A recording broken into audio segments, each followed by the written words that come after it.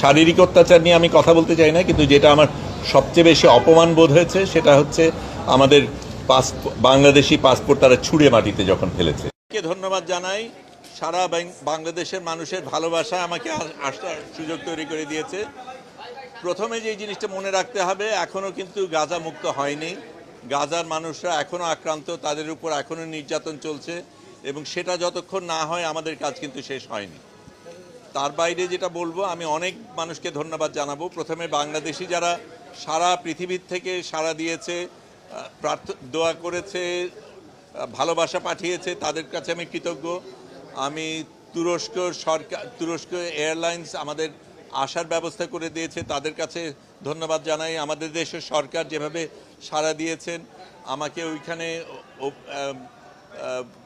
ইস্তানবুলে আমাকে গ্রহণ করেছেন, একদম আমার সাথে কোনো যোগাযোগ করার কিছু ছিল না, সেগুলির ব্যবস্থা করে দিয়েছেন, সেগুলির জন্য